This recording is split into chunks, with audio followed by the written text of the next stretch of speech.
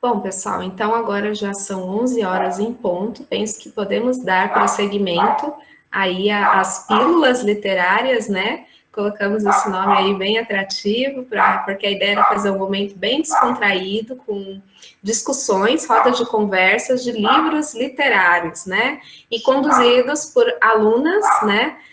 Que eu tive o prazer de orientar no PIBIC Ensino Médio. Aqui nós temos a Maria Eduarda Riel, que vai estrear a nossa primeira pílula, né? Nós temos 5 pílulas literárias disponíveis para vocês aqui na nossa feira. A gente vai dar início com a apresentação da Maria Eduarda. Maria Eduarda, que agora é nossa egressa, né? Ela terminou o curso o terceiro ano do ensino médio.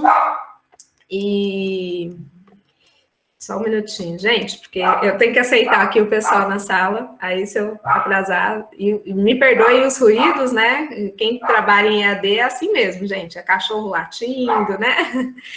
Enfim, perdoe aí pelos ruídos. Já vou passar a palavra para a Maria Eduarda, queria fazer a devida apresentação, como eu estava dizendo, ela é nossa egressa do curso técnico em agropecuária, integrado ao ensino médio. Ela formou agora em março, né, Maria Eduarda, porque nós tivemos um certo atraso no ano letivo, né? Por isso que quando nós criamos essas pílulas, tem muito tempo, a gente está na organização da feira desde fevereiro, então como a gente ainda estava no finalzinho do ano letivo de 2020, eu deixei ela como aluna do IF Goiano, porque a pesquisa que ela desenvolveu, o PIBIC, que eu orientei, ela ainda era aluna do IF Goiano Campus Séries, e agora, né, com muito orgulho, né, fico feliz, agora ela é aluna do curso de letras da UFG, passou em letras, português, não é isso, Maria Eduarda?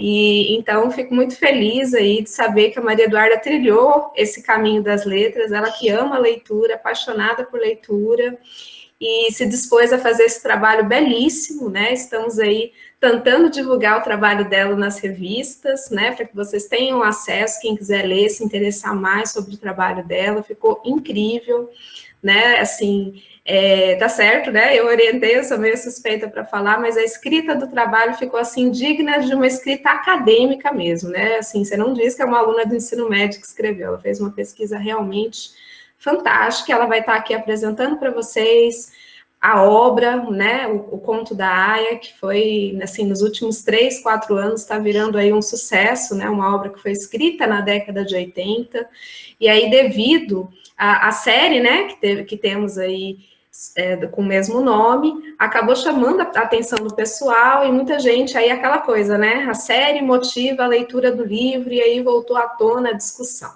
Então, passo a palavra para Maria Eduarda, né? Você pode começar, Maria Eduarda. E aí eu estou aqui também para dar todo o apoio, certo? Quem quiser fazer perguntas, nós vamos reservar um espaçozinho no final. Coloquem no chat que a gente vai abrir esse espaço, faltando mais ou menos uns 10 minutos, ok? É isso, pessoal. Maria, com você. Bom dia, pessoal. Espero que vocês estejam me ouvindo direitinho. Conforme a professora Solange disse, né? Vão perdoando aí os ruídos, porque, enfim, o EAD. Mas, com toda essa apresentação da professora Solange, eu tô, assim, né? Lisonjeada de estar aqui hoje com todos vocês. Conforme ela disse, eu sou a egressa do Campus Séries, mas eu fiz o PIBIC, né? No meu segundo e terceiro ano, lá no IF Séries. E eu tô aqui hoje para a gente bater um papo bem legal sobre o Conto da Aia, da Margaret Atwood. É uma obra que foi escrita em 1985, mas que hoje em dia ela é tão atual que faz necessário a gente observar tudo isso que ela traz e essa autora mostra dentro desses escritos. Então, a proposta aqui hoje é ser bem um bate-papo, bem uma conversa. Quero ouvir de vocês, quem conhece a obra, quem não conhece, quem tem pretensão de conhecer, porque eu deixo aqui a firme recomendação. E eu trouxe alguns pontos para a gente debater, alguns pontos dessa obra que a minha pesquisa foi nas inter-relações históricos, sociais e culturais dessa obra com a realidade. Então, assim, tem várias coisas que, mesmo sendo uma ficção, não é tão ficção assim, sabe? Então, eu trouxe alguns pontos para a gente ver como essa autora trouxe com maestria pontos da realidade dentro de uma obra em 1985, coisas que são latentes na realidade até hoje. Bom, Me digam aí no chat, ou se quiserem abrir o microfone, se vocês conhecem o Conto da Aia, da Margaret Atwood. Quem aí já leu, quem conhece a história, o livro, ou também a série, né? Que ela está disponível no Globoplay aqui no Brasil, ela foi feita pelo Hulu em 2017. Então, quem conhece aí o livro ou a série? A série está com 4 temporadas. Conhece o livro, Samuel? Pois é. Deixa eu acompanhar o chat aqui. O pessoal falando que conhece o livro, já assistiu a série, conhecem a série. Gostaria de ler o livro. Leia um livro, sério. Assim, o primeiro contato foi com o livro, que eu falei para a professora, né? Eu não vou assistir a série enquanto eu não terminar o livro, não quero levar um spoiler aqui do final. Mas aí, depois que eu terminei a série, depois que eu terminei o livro, eu fui assistir a série. E tem uma coisa bem interessante, porque a primeira temporada, ela é mais ou menos fiel ao livro, sabe? Ela começa como o livro começa e termina como o livro termina. Claro que tendo algumas coisas que são aumentadas, né, para a série televisiva, mas ela é bem, assim, fiel. Até porque uma curiosidade é que a autora, a Margaret, ela ajudou, ela teve ali com os roteiristas para não deixar perder a essência do Conto da Aia, sabe? E ela até tem uma participação em uma das cenas. Se vocês observarem bem, quem aí já assistiu a série, talvez vocês tenham visto uma velhinha lá assim, e nem reparou que era a autora do livro, mas ela estava lá. E assim, o pessoal, todo mundo falando aqui, ainda não conhece. Quem ainda não conhece, vamos conhecer pelo menos um pouquinho hoje, e aí eu deixo a recomendação para vocês conhecerem mais e mais, porque realmente vale a pena. É um livro que provoca muita reflexão, a gente fica besta de como que várias coisas acontecem na nossa cara, e a gente acha que aqui é só ficção, eu tô lendo isso aqui, depois que eu largar o livro, não vai acontecer. Aí você vem aqui, volta pro mundo real e tá ali as coisas que foram narradas. Uma dessas coisas, não, melhor, para quem não conhece, eu vou fazer uma breve apresentação aqui da história, do que é o Conto da Aia. Basicamente, para não me estender muito aqui, não dar spoilers para vocês, o Conto da Aia se passa em Gilead, um regime totalitário, teocrático, que surgiu, tomou os Estados Unidos depois de uma guerra. O pessoal que são os filhos de Jacó, que falam no livro, eles tomam os Estados Unidos, eles metralham o Congresso, matam o presidente, e aí eles tomam lá, fazem uma guerra, e até tem guerra durante a história, ela se passa numa zona de guerra, porque eles estão tentando tomar os Estados Unidos da América. Aí o que acontece? Esse pessoal, ele é totalitário, eles querem eles querem reformar os Estados Unidos de uma forma religiosa, sabe? Então, assim, eles querem que não existam coisas que estão fora da Bíblia, porque eles usam a Bíblia como se fosse uma constituição para eles, sabe? Eles colocam todas as leis, tudo isso, nas interpretações que eles fazem da Bíblia. Só porque não é exatamente a Bíblia. Eles estão fazendo as interpretações que convêm para eles, né? Porque eles não, né, não vão pegar ali uma coisa que pregar o amor. Supondo que na Bíblia pregue o amor. Eles não vai ser muito bom para eles aquilo ali. Eles colocam da forma que seja mais propenso ali para eles. Tanto é que no epígrafo do livro tem uma passagem de Gênesis da Bíblia, que é o que norteia toda a história, sabe? É Gênesis 30, versículo de 1 a 3. No epígrafe aqui, o livro já começa com isso porque tudo está embasado nesse pedacinho. Porque em Gilead, as mulheres, elas não têm direitos. Assim, antigamente, no início, com os flashbacks que a personagem principal ela traz pra gente ao longo da história, ela mostra como era a vida antes de Gilead. Era uma vida normal, mas depois de tudo que aconteceu com o ataque ao Congresso, com a lei marcial instaurada, quando eles viram como estava a situação, já não dava mais para fugir. Quando eles acordaram, já as mulheres já não tinham nem direito. Os cartões de crédito das mulheres foram todos bloqueados.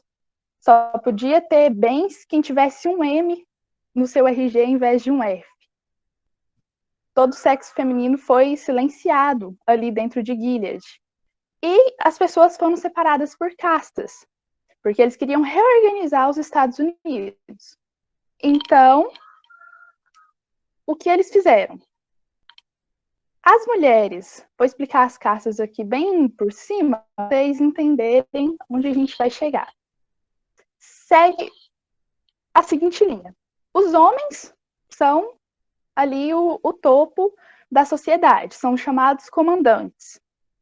Com os comandantes, eles são ali o pessoal que manda, que comanda realmente, os outros homens são guardiões ou são olhos, são pessoal ali, digamos, da segurança.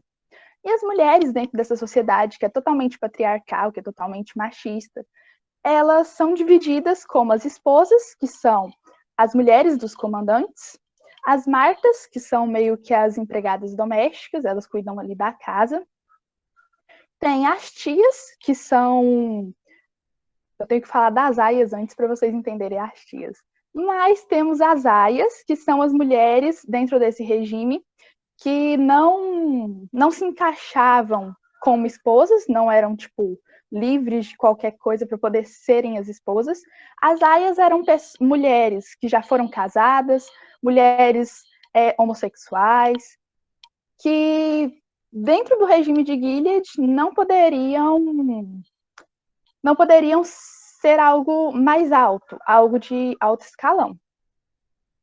E as aias tinham uma única função. As aias, por elas serem consideradas pecadoras, impróprias ali, impuras ali, porque ou elas já tinham sido casadas anteriormente, e como Gilead retirou todos os divórcios, não poderia ter divórcios, então quem tinha se divorciado antes de Gilead se instaurar e tinha casado com outra pessoa era considerado adúltero, porque não valia mais o divórcio, você estava com outra pessoa.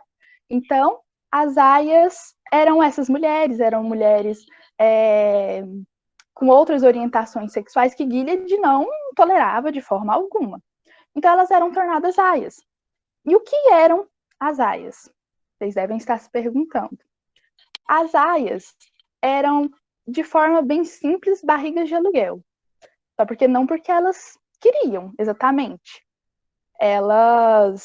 Como elas não se encaixavam em nenhuma das outras categorias das castas que foram divididas em Gilead, e elas eram férteis, elas eram as barrigas de aluguéis dos comandantes para as esposas. Porque o que acontece em Gilead? Por que Gilead ascendeu? Os Estados Unidos estavam quebrados.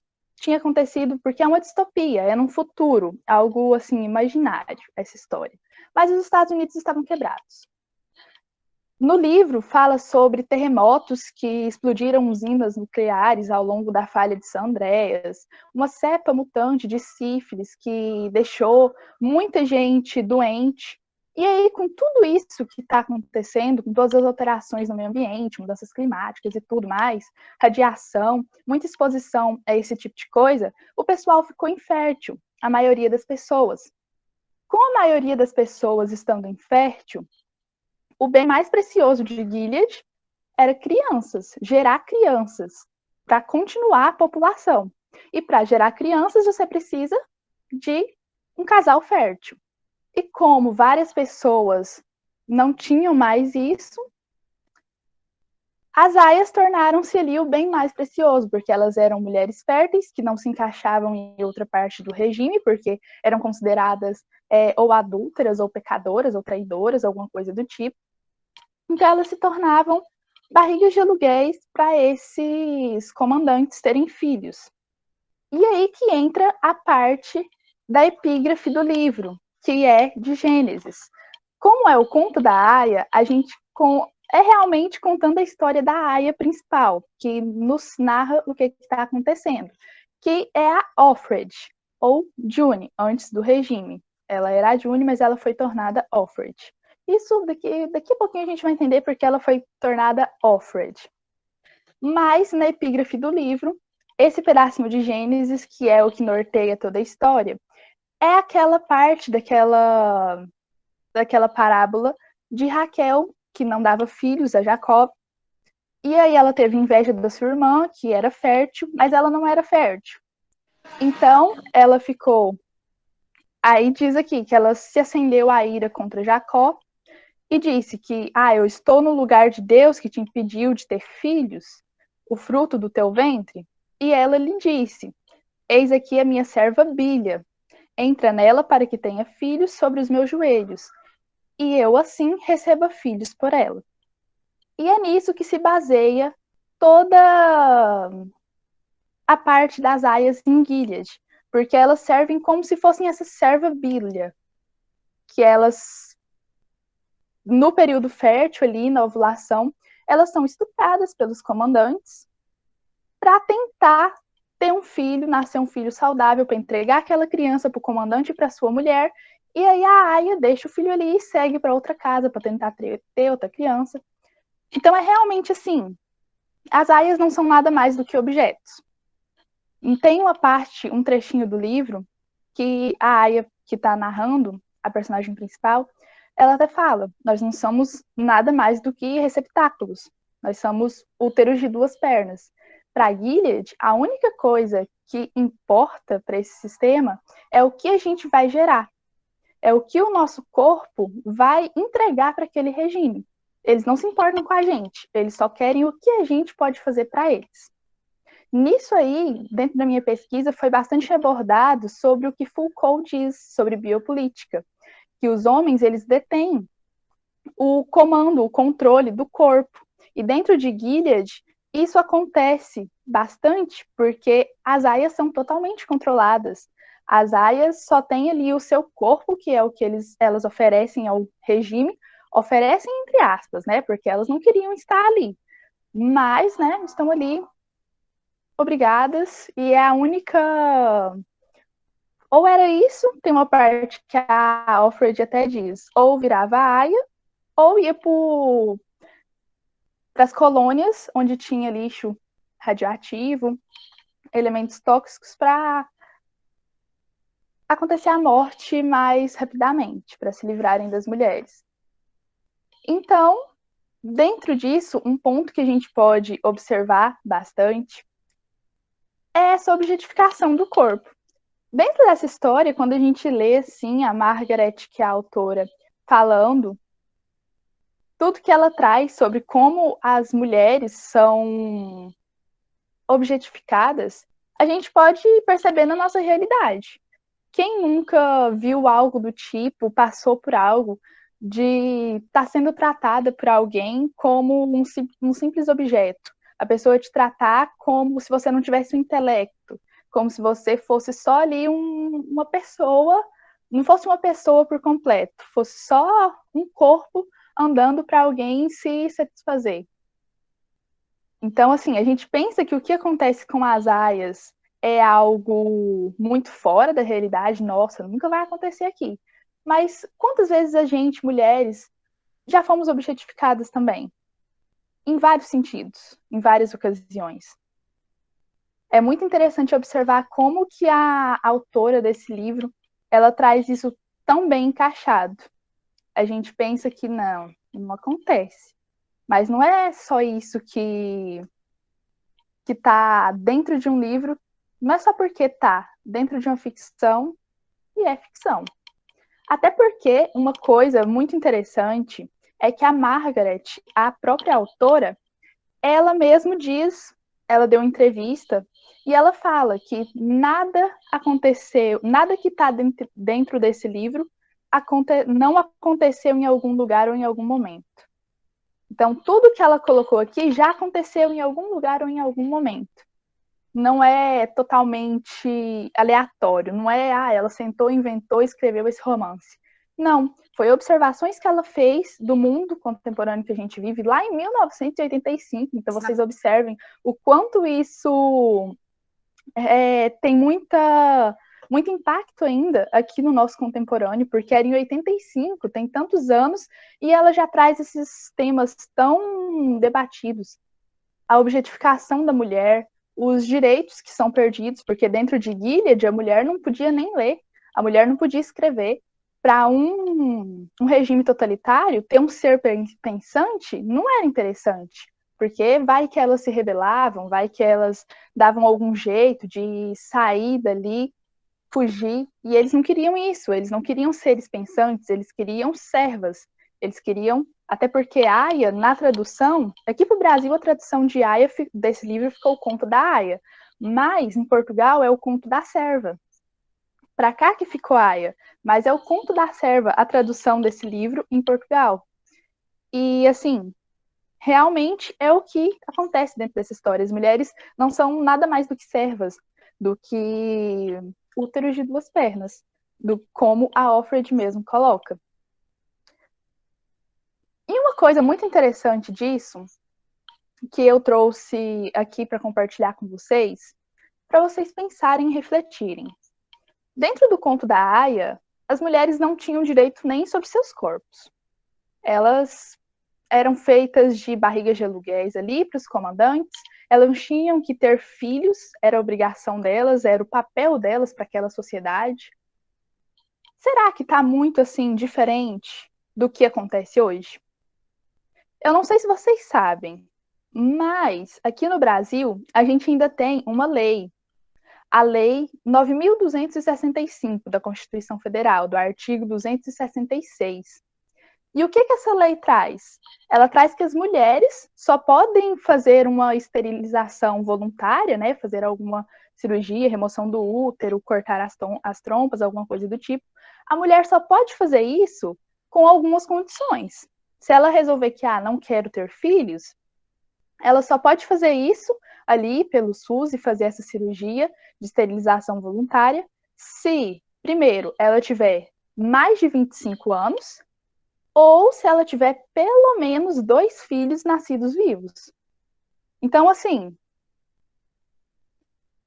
a mulher não tá tendo... A gente pensa que é só no conto da Aya que a mulher tá ali sendo obrigada a ter o filho, mas se a gente for pensar assim, de alguma forma, trazendo aqui para nossa realidade, hoje mesmo no Brasil a gente tem essa lei.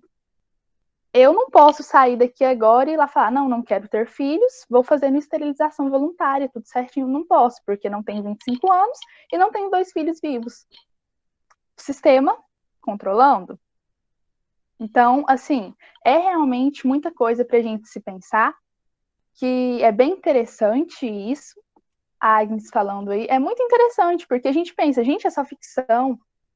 Não, tem muita coisa que está aqui junto com a nossa realidade. E aí eles têm todos esses critérios, mas se a gente for pensar realmente,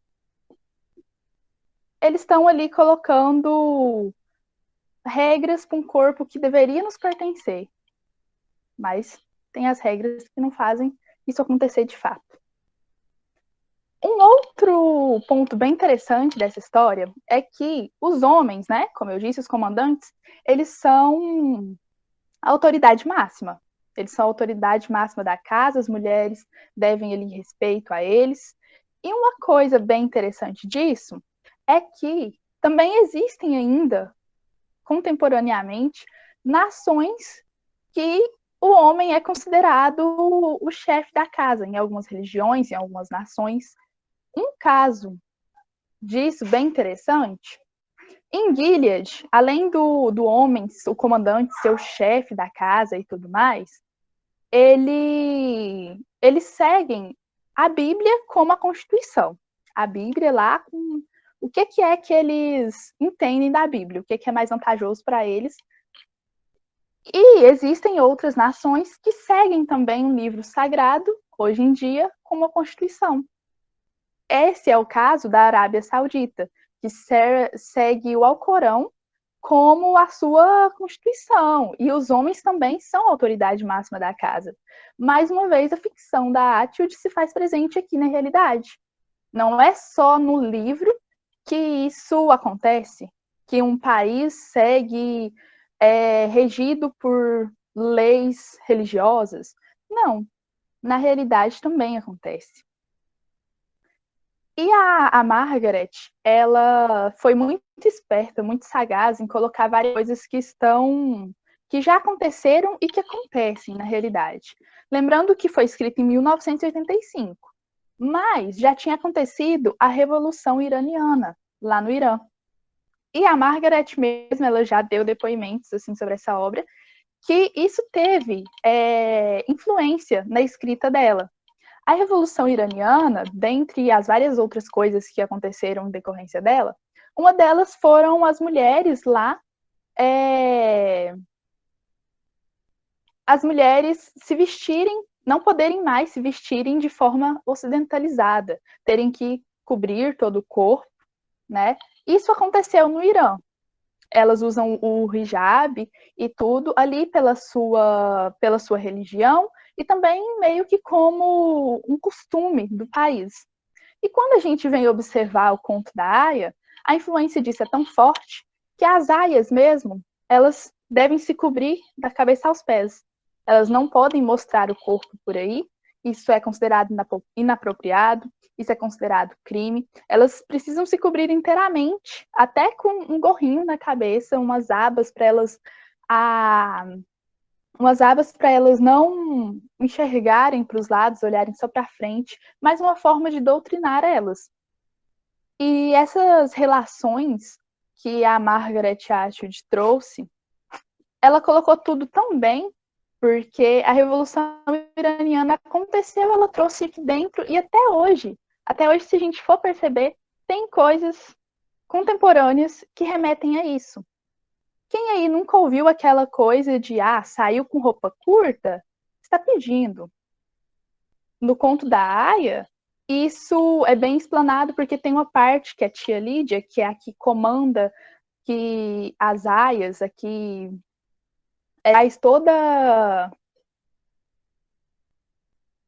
que ela traz toda uma regras no Centro Vermelho, no Centro Raquel e Lia, que é onde as tias treinam as aias para elas serem boas moças, serem recatadas, obedecerem. Dentro do centro que as tias comandam e educam as aias, elas mesmas falam isso, elas colocam isso na cabeça delas. Você não pode sair com uma roupa que mostre suas pernas, você não pode sair com uma roupa que traga olhares, que atraia olhares masculinos. E a gente sempre ouve isso. A gente está sempre vendo casos aí que acontecem que, por conta de uma roupa ou por conta de qualquer outra coisa, colocam a culpa na vítima. Que a culpa é dela porque estava com uma roupa curta. Na Revolução Iraniana, as mulheres agora usam roupas que cobrem todo o seu corpo, e isso impacta aqui na obra, que a Margaret também traz. Um outro ponto, além desse que eu quero trazer para vocês, a mulher, mesmo sendo só tendo que procriar ali contra sua vontade com os comandantes e dar o filho para eles, e ir para outra casa de outro comandante e procriar para outro comandante, a mulher só é vista como dona de casa. A mulher não pode, dentro dessa história, fazer mais nada que não seja cuidar da casa. Até mesmo as esposas, que são as esposas dos comandantes, que é tipo a casta mais alta ali de Gilead, até elas mesmas não podem sair, não podem ler, não tem essa permissão. Para vocês refletirem, por que que a mulher não pode ler? Por que que a mulher não pode ter acesso ao conhecimento dentro dessas histórias? O que que o conhecimento faz com a gente? O conhecimento te faz refletir. Imagina se a Offred, dentro dessa história aqui, pega lá a Bíblia e vê que o que eles estão falando não é aquilo que está na Bíblia, mas que eles estão dizendo que é. A rebelião pode causar. Dentro de um sistema que oprime, ter pessoas pensantes não é interessante. Por isso que a gente precisa ficar bem atento, não se deixar levar por qualquer coisinha que aconteça, e a gente sempre sempre tem que buscar conhecimento, porque o conhecimento, ele traz toda essa importância, ele é tão importante para a gente, que a gente consegue abrir os olhos para as coisas que estão acontecendo. Mas se a gente deixa de ter acesso a eles, como que a gente vai contestar? O conhecimento é poder. Muito bem colocado ali pelo Samuca. Já aproveitando o gancho dessa parte do conhecimento, que as mulheres dentro de Gilead, elas são proibidas disso, eu deixo também para vocês, provavelmente todo mundo já deve ter ouvido falar, porque é bem clássico, mas dentro do conto da Aya, a Margaret, ela coloca várias referências, né? A gente pode pegar já essa da lei, essa da Revolução Iraniana. Uma outra referência é com Fahrenheit 451, do Herbert Burry, que ela diz que como foram banidas as mulheres de ler, todo esse conhecimento para elas não terem acesso foi destruído. Então tem um trecho que fala que houveram fogueiras, buscas de casa em casa, para poder exterminar tudo aquilo que as mulheres poderiam usar para ter conhecimento sobre o que estava acontecendo. Então, tem relações aí, porque quem conhece Fahrenheit 451 é uma distopia também, bem famosa, bem clássica, que o conhecimento ele é limitado só para as pessoas de alto escalão, só para as pessoas mais poderosas, então fazem fogueiras e os bombeiros queimam os livros. Quem conhece a história sabe como funciona, não vou me delongar muito nela, porque não quero trazer spoilers aqui para vocês, mas, assim como no conto da Aya, em Fahrenheit 451, isso do conhecimento está bem explícito. Conhecimento é poder. Então, se um regime totalitário quer ser totalitário, quer ter todo o poder para si, ele não pode deixar o conhecimento para as outras pessoas. Então, reflitam bem nisso. Se alguém estiver tentando tirar o seu conhecimento, eles estão tentando tirar o seu poder. E vou até aproveitar e dar uma outra recomendação também, falei de Fahrenheit 451, mas tem um livro da literatura mais recente, porque Fahrenheit 451 é mais clássico, mais antigo, que é Vox da Cristina Dalsher. Acho que ele foi publicado em 2017. E também é uma distopia onde as mulheres só podem falar 100 palavras por dia. Elas não têm acesso a conhecimento, não têm acesso a nada, e elas só podem falar, pronunciar 100 palavras. Assim, vou dizer só isso para deixar vocês bem curiosos. E outras, se elas pronunciarem 101 palavras, elas levam choque. Procurem Vox e leiam. Procurem. Uma outra coisa, dentro dessa questão do conhecimento, que é bem interessante, foi uma análise que a gente fez dentro do artigo, dessa questão de retirarem o conhecimento. Vocês devem se lembrar o que aconteceu com a Malala, né? A Malala, ela era uma ativista paquistanesa e ela estava lutando por educação, porque o país dela a gente sabe que ele é bem rígido, mas ela estava lutando por educação e tentaram silenciá-la. Ela levou um tiro, né, na cabeça, mas mais uma vez a gente consegue ver como um regime que é totalitário não quer de forma alguma que a gente aprenda, que a gente vá atrás de conhecimento. Aconteceu isso na realidade, gente. O caso da Malala foi esses anos para trás. Ela sofreu bastante e só porque agora ela não se deixou abater com isso e ela formou. É até interessante porque a gente foi atrás de ver o que tinha acontecido com a Malala e ela se formou me fugiu o nome da faculdade aqui agora, não sei se foi... Oxford? Não sei, acho é que foi britânica. Oxford. Sim, é britânica. Uhum. Ela se formou e ela conseguiu o que ela tanto queria. Ela não se deixou abater, mesmo tendo sido silenciada. O pessoal tentou silenciar ela, acabar com toda essa luta pela educação que ela estava fazendo, mas ela ainda conseguiu, ela ainda venceu. Que a gente tenha sempre em mente esse exemplo da Malala, porque o conhecimento é poder. Se a gente tem ele nas nossas mãos, a gente tem o poder.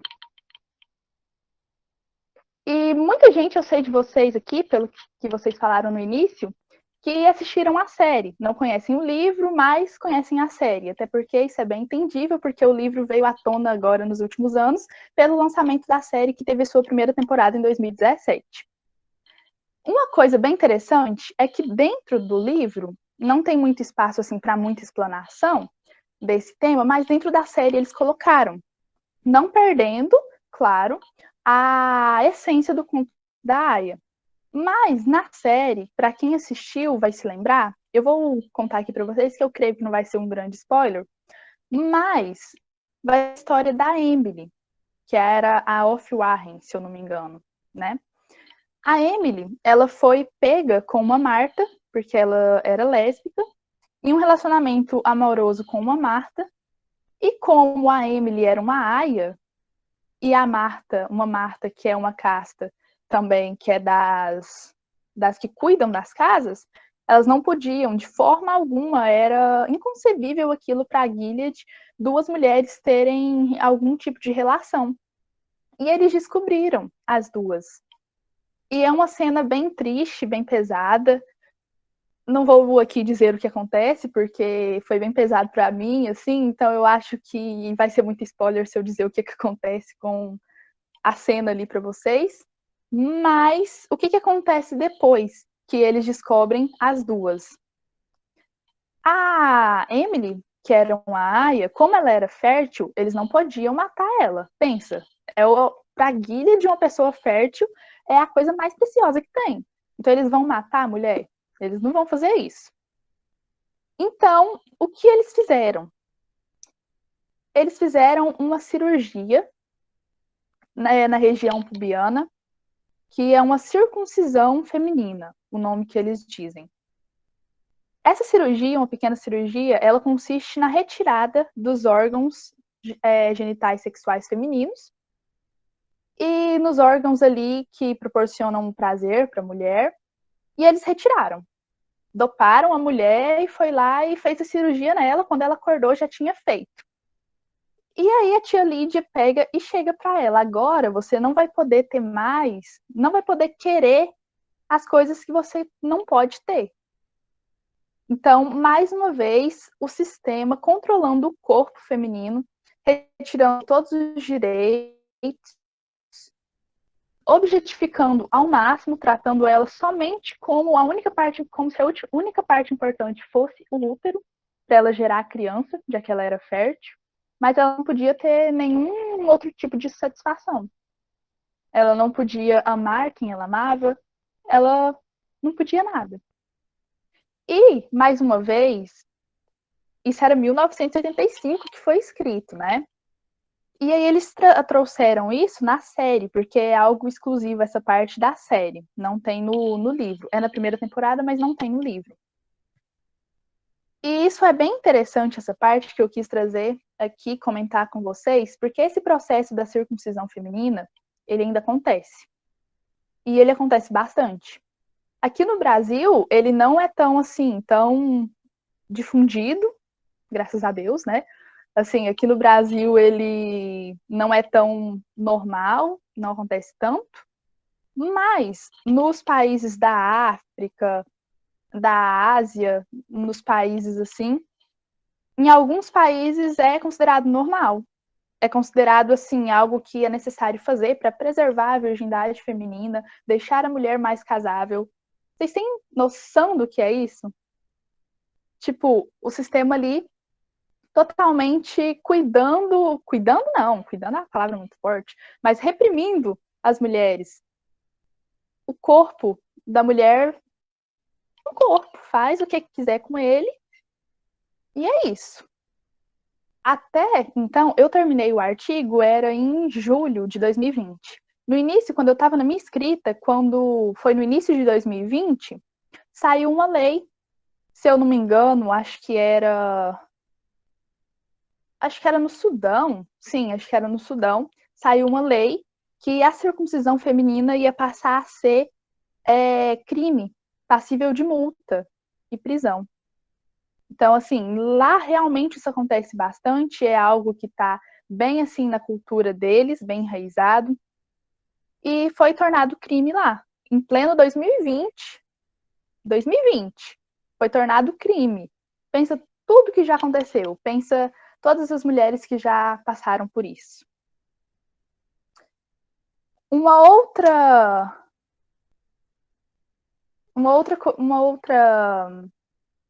coisinha que eu quero trazer aqui para vocês, que eu separei, porque realmente o conto da Aya, como vocês podem ver, ele abre várias discussões.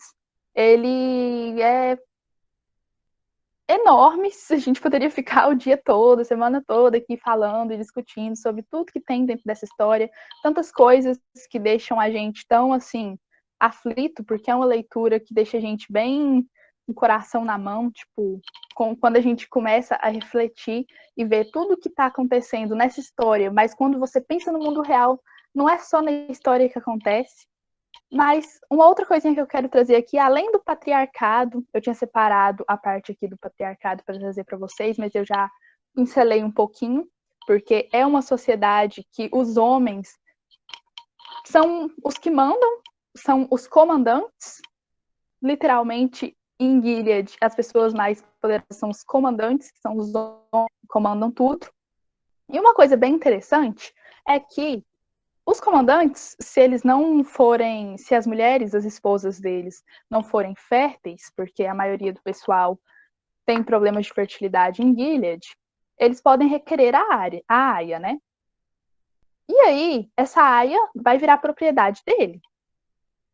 Dentro de Gilead, as aias não têm nome próprio. Pensa, num regime totalitário, uma pessoa ter nome próprio não faz sentido, né? A pessoa é um objeto, eles tratam como objeto, então nem o nome próprio as mulheres em Gilead pode ter.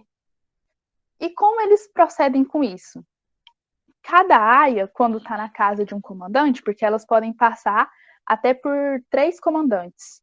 Tipo, ficam 2 anos em cada comandante. Isso é mais explanado na série. No livro não conta tanto. Mas elas ficam, no máximo, 2 anos na casa de cada comandante. Se elas não conseguirem engravidar, passa para o próximo. Ao final desses 3, se elas não tiverem conseguido engravidar, elas são mandadas para as colônias, para morrer em trabalhos pesados com um lixo tóxico. Mas a nossa personagem principal, a June, ela passa o livro todo como o nome de Offred. Aí vocês devem estar se perguntando, né? Eu falei lá da Emily, que era a Off Warren, agora a Offred. Por que como que tem esses nomes? São identificações patronímicas que vêm ali do homem. Dentro da história, a Off Warren era a aia do Warren. Como que é que eles fazem essa identificação da aia, então, se elas vão estar constantemente ali, se elas vão engravidarem, passar para o próximo comandante, e para o próximo e para o próximo? Quando a June, que no caso, durante o livro, é a Offred, quando ela chega na casa do Fred, que é o comandante Fred, ela se torna Offred. Por quê? É uma junção do nome. Off é um prefixo do inglês que significa do, mais Fred, que é o nome do comandante. Junta o Fred. Significado do Fred. Mais uma vez, estão tratando a mulher, a Aya ali, como objeto. Ela é literalmente do Fred. O Fred. A Off Warren, do Warren. Ela era do comandante Warren. Então, mais uma vez, o patriarcado está aí, na nossa cara, dentro dessa história. Quando a gente para refletir, tá tudo aqui. Até no nome, nem o direito ao nome. Pensa você, sem o seu nome. Seu nome ser formado por o nome de uma outra pessoa que te possui, sendo uma propriedade. Você sendo propriedade de alguma outra pessoa mais poderosa que você, dentro de um regime que retira todas as suas necessidades básicas, que retira seu dinheiro, que retira sua liberdade, que retira a sua família, porque as aias são separadas da sua... Quando Gilead começou, As mulheres foram separadas, as que eram férteis para virar aias, e que é o caso até da Offred, que era June anteriormente, e ela tinha uma filha, ela tinha um marido, antes de tudo acontecer. Ela foi separada da filha dela, do marido, foi levada para o Centro Vermelho, foi treinada, virou uma aia e virou propriedade do Fred. Virou a Offred. E assim, vocês devem estar pensando, né? A Valdirene falando, é tão triste isso, né? Realmente. E é mais triste ainda quando a gente para pensar que não é só ficção. Que não é só um livro, vou deixar o livro ali, pronto. Fechei a história, acabou, não vou passar por isso. Mas está na nossa realidade. A Margaret afirmou que nada dentro desse livro, nada está aqui que já não tenha acontecido.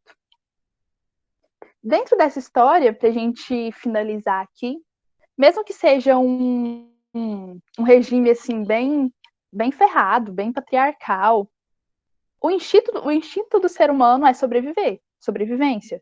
E principalmente da June, ela é mãe, o instinto dela, ela queria voltar a ver a sua filha. Ela queria voltar para o seu marido. E assim, mesmo não tendo muita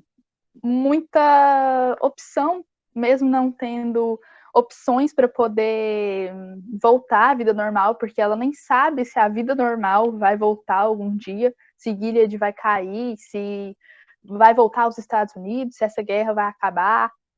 Mesmo que ela não saiba, ela ainda quer continuar viva. O instinto dela é continuar viva. Ela só quer continuar viva para poder tentar achar sua família.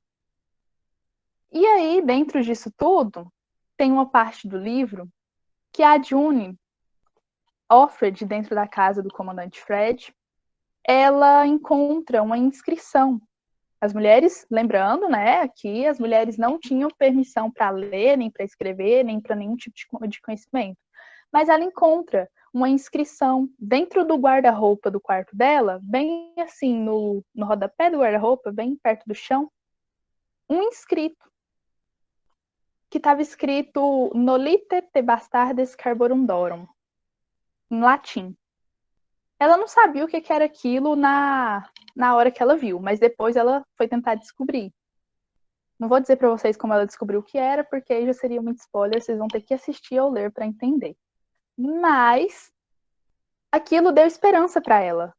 Mesmo com tudo que aconteceu, com tudo em Gilead, com toda a vida dela que foi espedaçada, que ela foi colocada ali para ser aia e ser estuprada mensalmente pelo um comandante, um homem, para ter um filho e gerar esse filho e dar esse filho para ele. Mesmo com tudo isso, ela teve esperança.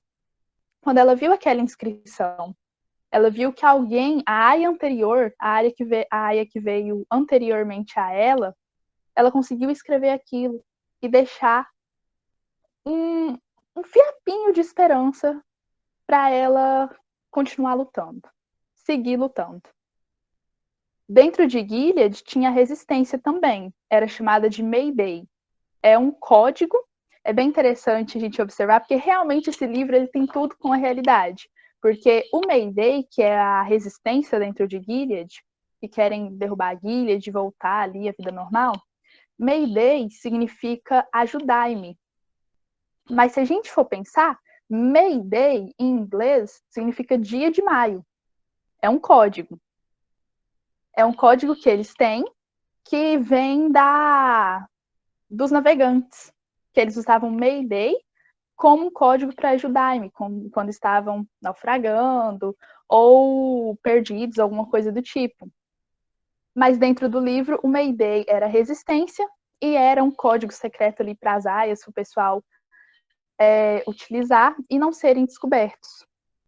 Então, tendo a Offred conhecimento disso, ela passa a tentar ao máximo ajudar o Mayday com o que ela consegue para tentar sair de Gilead, tentar acabar com aquilo tudo.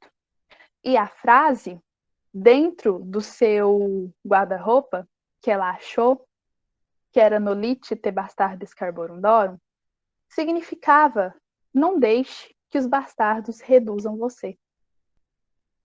E é com isso que eu quero aqui finalizar a minha exposição desses fatos, porque não é só ficção, a gente já deu para perceber um pouquinho, falei aqui o raso, mas já deu para a gente perceber um pouquinho de tudo que tem dentro dessa história.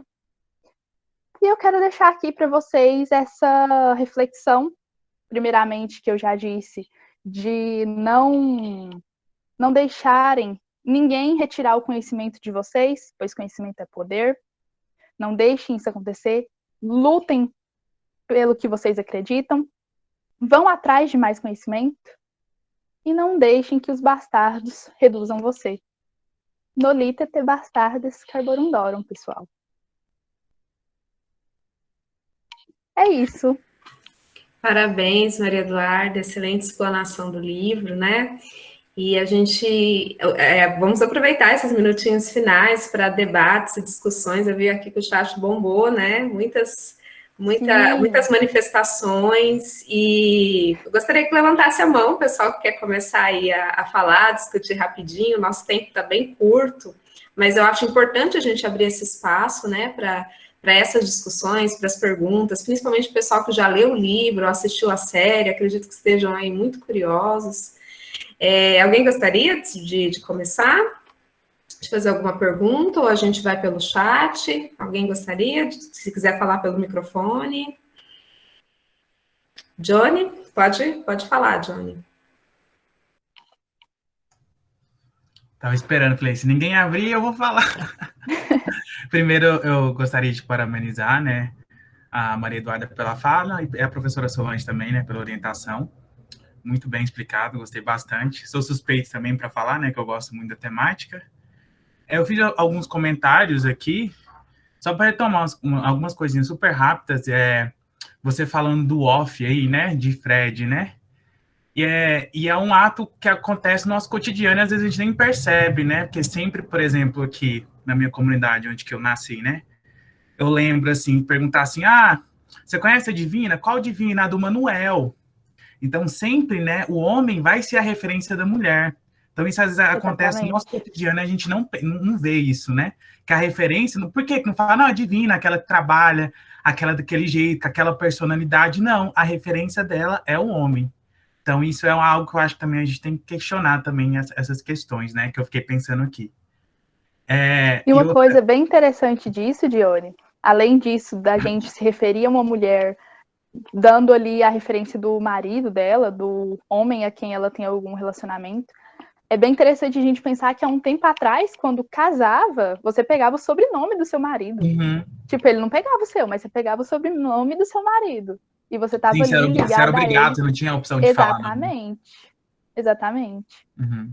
Boa também. E essa questão que eu queria comentar, que eu achei interessante, e outra questão também dessa questão do apagamento da identidade por meio do nome. Isso é muito presente tanto no livro quanto na série, que a partir disso, elas esquecem as histórias delas, quem elas são, a personalidade dela, elas esquecem tudo, elas vivem, então se não tiver, porque tem um momento que pergunta assim, tá, mas qual é o seu nome, né? Então eu quero saber seu nome real, então eu acho isso muito simbólico e significativo, que é você, além de todo o contexto, né, claro, né, de violência, eles começam com uma violência linguística e subjetiva, que é tirar o nome. E o que é esse nome? Não é só o nome, é a identidade, é a história, é da onde que aquela pessoa veio. Então, isso eu acho que uma violência, assim, que começa simbólica, a violência, aí depois vem as físicas e vem as outras, né? Que eu achei interessante comentar. É isso e parabéns. Obrigada, Dione. E só me veio na cabeça aqui agora sobre o que você colocou. Eu até abri aqui no livro, porque me veio muito forte. Tem uma parte bem no inicinho, é na página 12, que elas estão ali no centro ali de onde as aias são treinadas, e elas falam que aprenderam a sussurrar. E aí elas se comunicam, né, porque elas são constantemente vigiadas, elas se comunicam sussurrando de cama em cama durante a noite. E aí, um dia nesses sussurros, aí elas falam de cama em cama os seus nomes. É que no livro tem Dessa maneira, trocávamos nomes, de cama em cama. Alma, Janine, Dolores, Moira e June. É a única vez que falo o nome delas, na página 12. Daqui para frente, é só o nome patronímico, o nome que dão ali conforme o comandante que elas estão seguindo. É bem forte essa questão, essa opressão ali, já linguística delas. Já tiram, já apagam o nome, já não tem nenhuma identidade. Elas só podem fazer alguma coisa com a autorização de um marido, com a autorização de um homem. Então, isso realmente é bem forte dentro dessa história. Sim, com certeza, concordo. Obrigado. Mais alguém gostaria de fazer algum comentário? Uma explanação, Samuel? Sobre esse apagamento da identidade da história delas, eu vi que, tipo assim, eles comentam que essa primeira geração das aias, né, que mostra no livro, que é a geração da personagem, elas foram lá de transição, né, que antes vivia uma sociedade parecida com a nossa, tipo, muito parecida, capitalista, comum, né, Constituição, presidência e tal. E do nada teve um golpe e elas mudaram para essa sociedade literalmente patriarcal. Não é literalmente, porque a nossa também é, mas tipo, com esse regime, até com legislação, assim, né? E até as tias, elas comentavam que, tipo assim, é difícil porque ela lidar com essas mulheres, porque elas lembravam do que elas viveram antes. Por mais que eles proibissem elas de escrever, por exemplo, ela teve um sonho ou uma lembrança do passado, e se escrever ali você perpetua, né? Poderia até ser passado por outras mulheres e falar, oh, já foi assim um tempo. É o que nós fazemos com as leituras, né, do passado, que às vezes está uma situação hoje em dia, a gente já lê, já foi diferente, ou já foi assim, e acaba refletindo, né, para a gente tomar atitude. E eles proibiam essa escrita delas para não perpetuar essas lembranças e não inspirar as mulheres do futuro a mudarem as coisas. Porque você imagina uma menina que nasceu nesse regime e acostumar com isso, ela não vai ter visão para mudança, né? Por isso que eles proibiram de ler e escrever. E é isso que acontece com a frase do guarda-roupa, né? O Nolite te bastardes carborundorum. Porque foi deixado pela aia anterior, da primeira geração de aias. Elas sabiam escrever, elas só foram proibidas disso. Então, a Offred, ela ainda conseguiu ler, porque ela era dessa primeira geração, ela sabia, só que ela era proibida, então aquilo ali era algo considerado ilegal, ela achar aquela inscrição naquele lugar. Mas as próximas que viessem, se porventura a Offred desse um filho para o Fred e para Serena, que era a esposa dele, essa criança já ia ser criada dentro de Gilead. Ela não ia aprender a ler, ela não ia aprender a escrever, ela só ia aprender a cuidar da casa, que como ela ia ser do alto escalão, né, filha de comandantes, ela só ia aprender a cuidar da casa e ser formada para ser uma esposa. Ela não ia ter nenhum vestígio dessa educação e do que era a sociedade antes do nascimento dela. Nossa, e tipo, quem for ler o livro vai ver a dificuldade que é para a mulher lembrar, porque ela não tinha nada, ela tinha um sonho, às vezes, de lembrança forte, ela queria anotar no lugar, mas não tinha o que, sabe, para perpetuar aquilo. E tinha que ficar só martelando na cabeça, e você pensa, a pessoa não tem nem saúde mental, fica perturbada, né? E isso é só característica subjetiva, né? Tem uma coisa do dia a dia que elas enfrentam, tudo que você pontuou aí, né? E muito bem colocado, por sinal. Nossa. Tem que refletir, né? Eu indico para todo mundo também. É importante. A leitura sempre abre horizontes para a gente, para poder mudar a realidade, né? E é isso. Exatamente. Que eu queria falar. Parabéns, Obrigada. Maria. Obrigada, Tabuca. Então, mais alguém gostaria de se manifestar aqui no microfone? Para a gente já fazer os encaminhamentos finais. O pessoal com bastante considerações aqui no chat. Sim, eu estou acompanhando, gostei bastante, né? O pessoal parece que ficou bem, assim, interessado. Quem não conhecia a obra parece que ficou interessado. Quem já conhecia é um espaço bom para a gente estar aqui discutindo esses assuntos, assim, de extrema relevância. Por que que essa obra volta a fazer sucesso com a série? Então, qualquer semelhança, assim, não é mera coincidência, porque estamos vivendo nos dias atuais, e temos que começar a pensar nisso, igual a Maria Eduarda expôs essa questão do Irã, né, digamos assim, essa volta esse regresso que nós temos, mas a gente pensa, isso não pode ser que aconteça um dia, será? Será realmente? Eu morro de medo que isso um dia possa vir a ocorrer, né? Então, a gente tem que ficar atento, e a leitura é o espaço para isso, né? Que nos permite propor essas discussões. Ramon, você gostaria de falar? Bom dia, gente. Primeiro eu queria parabenizar, né, a Maria Eduarda pela excelente condução da discussão. É só uma observação mesmo, porque quando eu assisti a série antes de ler o livro, e eu lembro que eu assisti a série no início de 2019, foi bem no início do atual governo. Teve um momento da série, na primeira temporada, que eu precisei parar, porque eu entrei numa crise de pânico, gente, real, porque é um discurso que se assemelha muito ao que a gente vive no Brasil de hoje, ao que a gente estava vivendo naquele contexto de 2019. E é assustador como esses regimes autoritários começam a emanar assim, no nosso cotidiano, e a gente não vai se dando conta. Quando a gente já vê, a gente já está submerso nesse contexto completamente autoritário. E uma coisa que eu acho interessante é a forma como a Margaret ela constrói o intertexto com o texto bíblico. Todas as personagens, tudo que ela constrói ali em termos de nomes das personagens, por exemplo, as Martas, elas são chamadas de Marta, não é de maneira aleatória. No contexto bíblico, eles aproveitam aquela passagem que Jesus estava em algum lugar e a Maria, ela preferia ficar aos pés de Jesus para ouvir a palavra, enquanto a Marta, ela ficava na cozinha preparando as coisas, porque a função dela era cuidar, era preparar, enfim. E eu vejo muito esse discurso nas pregações que muitos líderes religiosos falam para legitimar essa questão de que a Maria estava na condição melhor, que era de ouvir, e a Marta estava na condição que também era importante, mas era a função dela, que era de servir. Então, assim, a forma como ela constrói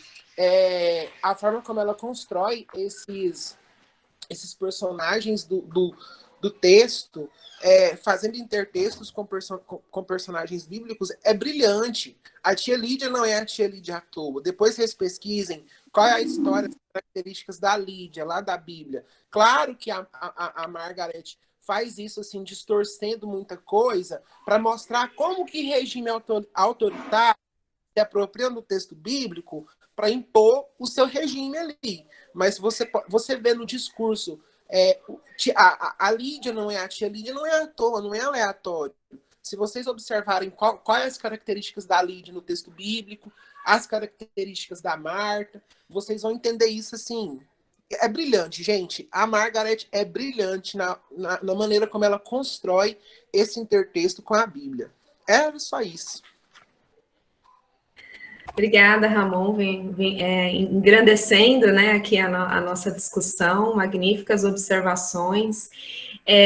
Eu acho, né, pessoal, assim, eu fico encantada com o poder que a literatura tem, justamente de abrir os nossos olhos para a realidade, né?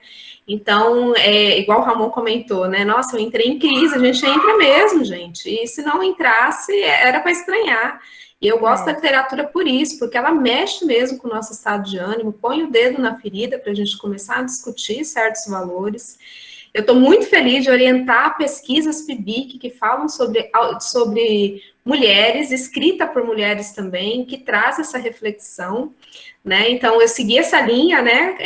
Eu comecei ali com a Maria Eduarda e estou dando prosseguimento a outras pesquisas PIBIC de autorias femininas. Inclusive, quero convidar vocês para a próxima pílula literária, que vai ser hoje às 16 horas, com a Ronara, minha orientanda do PIBIC, Ensino Médio, que me deixa chocada, é o poder dessas meninas, né? Estudando no ensino médio e trazendo uma pesquisa, assim, de alto nível acadêmico, né? Assim, vocês leiam o artigo da Maria Eduarda, a gente está tentando publicar, né, Maria Eduarda? Vamos fazer o possível para sair. E acompanhem, gente, porque realmente é brilhante. E o livro, nós temos a continuação do Conto da Aia, para quem não sabe, a obra Os Testamentos, também da Margaret Atwood, ela continua a história, um livro recente, né, como eu disse, porque o Conto da Aia é de 1985, e mais de 30 anos depois ela publica essa continuação, né, ela pegou bem aí o boom, né, da série e tal, deu prosseguimento, ficou um livro extraordinário, brilhante. Eu costumo dizer que Os Testamentos me surpreendeu mais do que o próprio Conto da Aia, incrível. E a Ronara, à tarde, às 16 horas, Maria Eduarda vai estar junto com a gente, não vai estar, Maria Eduarda? Sim, com certeza. Maria Eduarda também já leu o livro, né? E a gente vai continuar essa discussão dos testamentos, focando principalmente nessa questão das proibições das práticas de leitura e escrita, porque leitura é poder, e tirar esse poder das pessoas, como é falado em ambos os livros, é algo realmente que a gente precisa começar a refletir sobre isso, né? Por que os governos não querem investir em educação e principalmente nas práticas de leitura e escrita? Então, o trabalho da Ronara vai focar muito nisso.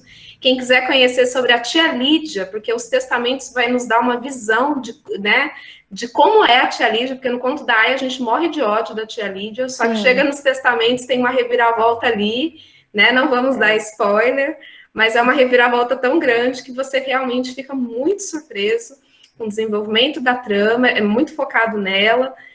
Então, vale a pena a discussão. E convidar também, aproveitar o momento aqui, para convidar também, tem mais uma orientanda minha, Heloísa, também está fazendo um trabalho fantástico, está aqui presente, com a obra Frankenstein, outra escritora, né, gente, uma obra aí com mais de 200 anos, ela vai apresentar a pílula dela também essa semana, depois mandamos o link para vocês, mais uma autora que sofreu muito preconceito para publicar a sua obra, pensa lá, no século XIX, né, uma mulher publicando um romance de terror gótico, né, ela vai falar um pouquinho para a gente, fazendo a propaganda, e a professora Denise, né, que coordenou a primeira mesa, ela também tem 2 orientandas PIBIC com um trabalho fantástico, a Nicole está aqui presente também, Mulheres Empilhadas, e a Ana Júlia, que não sei se a Ana Júlia ainda está aqui, parece que eu vi ela na sala, também com um trabalho muito bom orientado pela professora Denise, Guerra no Coração do Cerrado. Então, são obras fantásticas. Então, assim, estou muito feliz, eu e a professora Denise, de orientarmos essas pesquisas PIBIC no ensino médio, escritas por mulheres e com umas críticas sociais, assim, muito amplas. Convido vocês a participarem das próximas pílulas, teremos no total 5 pílulas durante a semana. Hoje é da Ronara, às 16 horas, e convido também para as mesas, né? Temos mesas aí que, assim, a primeira mesa a professora Denise coordenou, foi fantástica. Agora, às 14 horas, temos mais uma, e à noite vai ser pelo YouTube a terceira mesa, né? Então, convido todos vocês a participarem, a prestigiarem, porque esse é o momento de discussão e debate, né? Se mais alguém quiser fazer alguma ponderação, ou não tiver, a gente vai encerrando por aqui, né? Alguém mais gostaria de falar? Nossa, o Ramon falando ali que tia Lídia é tipo a Damares. Leia os testamentos, só leia. Leiam. Professora, acho que você falou uma coisa muito interessante, que é sobre essas políticas públicas de dificultar o acesso ao livro, né? Quando a gente vê um governo que impõe impostos aos livros, gente, isso não é uma coisa aleatória, né? É uma espécie de cercear conhecimento mesmo, porque no fundo, bem lá no fundo, eles sabem que literatura, que leitura é uma ameaça a eles. Literatura é poder, e é igual, acho que é o Faulkner que fala algo mais ou menos assim. O que a literatura faz é como se fosse um fósforo no campo da noite, no meio da noite no campo. Ele não ilumina quase nada, mas ele permite ver quanta escuridão existe em volta. Então, eu acho que a literatura é isso. E a função dela é incomodar mesmo, colocar o dedo na ferida. E eu acho que é por isso que ela incomoda. E se existem políticas públicas para acessar os livros, é porque a literatura ainda está incomodando. E se a literatura está incomodando, então a gente está no caminho certo. Exatamente. Mais uma vez, parabéns aí, Ramon, pelas palavras, né? E é isso, né, gente? A gente tem que cutucar mesmo, e é por meio da literatura que a gente tem que fazer isso. Pelas séries também, né, gente? Porque se não fosse a série ter focado, né, ter resgatado essa obra de mais de 30 anos, nós não teríamos, né, essa polêmica toda para ser debatida, esse sucesso todo. Então, não teríamos os testamentos, né, seguramente, então é importante nós abrirmos esse espaço para discussões, né? Inclusive, eu gostaria também de fazer mais um convite para vocês, né? A gente vai iniciar agora no mês de julho mais um projeto de extensão, um clube de leitura, que a ideia, eu falei assim, pensei assim, não, vamos fazer um teste na feira literária com as pílulas e vamos transformar isso num projeto de extensão. Então, ainda esse mês, nós já queremos começar com o nosso clube de leitura do IF Goiano. E aí convido todos vocês, né, a comunidade externa pode participar desse momento tão rico de discussão de obras. E eu sempre gosto de pôr o dedo na ferida, né? Então sempre pegamos obras assim bem polêmicas que trazem essas críticas sociais para a gente começar a discutir, certo? Então assim, muito obrigada pela participação de todas, pela participação de todos. Eu sei que já está aí extrapolando um pouquinho o horário, é gostoso falar sobre isso, né? Então, o tempo passa que a gente nem vê. Então, agradeço pela participação, pela paciência, por estarem até esse momento. E convido vocês, então, às 14 horas, a participarem da próxima mesa e às 16 da próxima pílula. É isso, pessoal. Também quero agradecer vocês por estar aqui, prestigiando e batendo esse papo gostoso aqui comigo. E não deixem que os bastardos reduzam vocês, viu? Então, até mais, pessoal. Muito excelente, obrigada aí, Maria. no chat, não consegui acompanhar direitinho, mas estou vendo aqui. Muito obrigada. E até mais. Obrigada, Maria Eduarda. Foi um sucesso. Parabéns. Obrigada, pessoal. Tchau, tchau.